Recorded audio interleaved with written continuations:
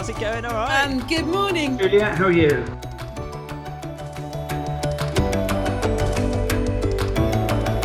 Actually, it feels like such an opportunity now to get some of these stories told.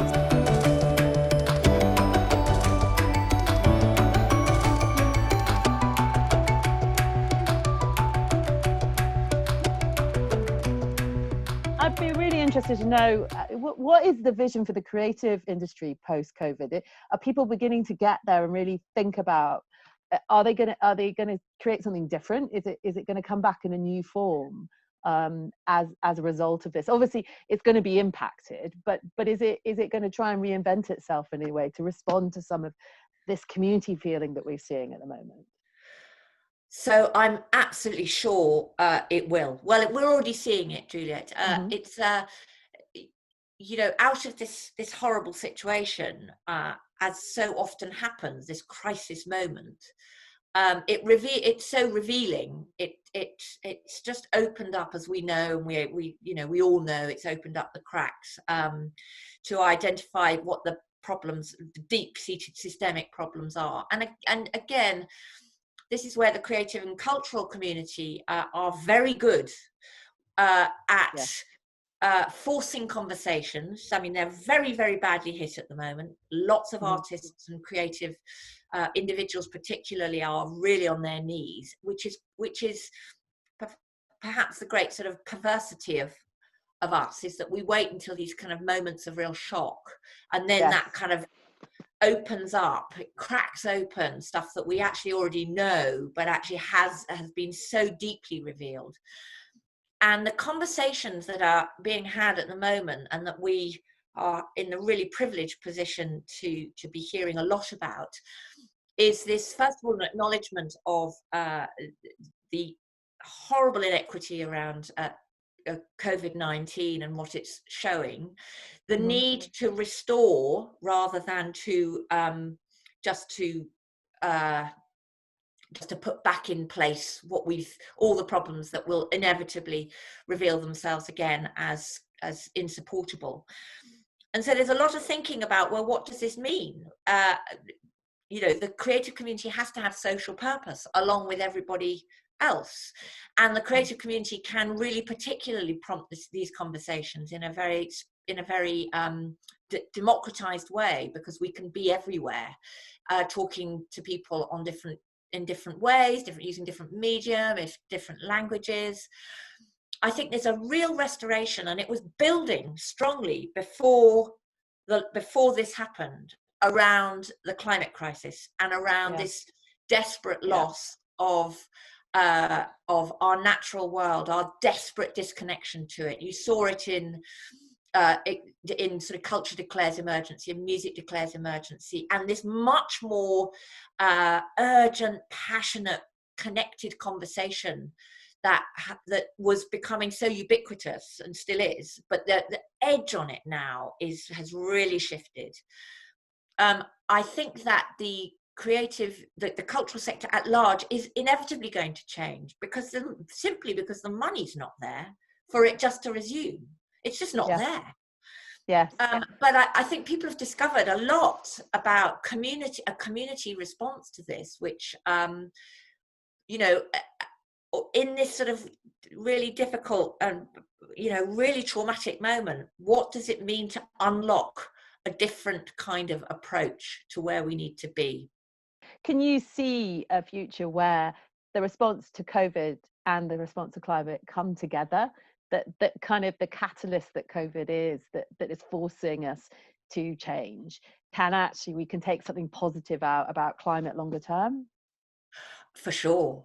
I mean, I'm speaking for myself, but I'm also reflecting lots of conversations that we are having. I mean, people have really, for those that can, our webinars and our support has really mushroomed, and I think that's partly because the relationship. I mean, COVID-19 feels like the canary in the coal mine. It's like, okay, here's an example of what happens with a systemic failure in one focused point. And if this can happen, how much worse will it be with climate, but also how rapidly we can and must respond to it. So the relationship is very close. People are very clear on it. And this whole rhetoric around green recovery, I know that some people find that term quite difficult. I think it's because there's an implication underneath it that it might be a business as usual. For me, I feel that a green recovery is critical. You know, the business as usual model we know is absolutely not feasible. It's breaking the planet. It's breaking our hearts at the same time.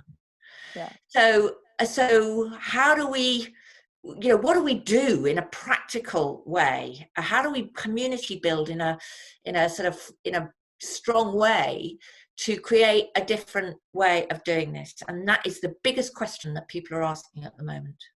And it's up to us to imbue it with the content that it needs so badly. And the creative community is undoubtedly ready to do that, undoubtedly, and becoming more and more so, I think. And do you think, I mean, I remember, I can't remember how many years ago it was now, getting involved in a conference called Tipping Point, which brought scientists and artists and the creative sector together to try and have a cross collaboration on how you communicate some of these very complex issues. I mean, I think we saw not that long ago, BAFTA reported again how we're still not necessarily moving that far forward with covering some of these difficult subjects in drama and comedy and youth coverage. And I think for me, again, this is a point in time where we really can start to explore better how the creative sector can kind of really start to delve into some of these quite really complex societal issues and bring them to life in a way only you guys can. Yeah, I mean, I think people are, and I think there's a lot of appetite for it. It is really, really tricky because I'm, as ever, I don't want to sound too sort of optimistic and too idealistic and, all of that sort of stuff. Always good to be both of those. Well, it is. Although, the reality is that so many people are will be perhaps mortally wounded. Yeah. So it's really important not to minimise that the reality for so many people. So I really don't want to do that, and I know so many people are really, really struggling at the moment. But I do think that this was already happening, Juliet, before this left field came rushing in. It was already happening that people were beginning to ask really, really interesting questions and start to think about how to express those questions, particularly around climate justice and inequity, which was and still was a subject of really big creative exploration. And I think the other thing that people are much more reflective on now is this, that the interdependency between everything, that the climate crisis is related to our deepest systems, which are reflections of our deepest and false values, and and that actually one intervention somewhere will have an impact somewhere else.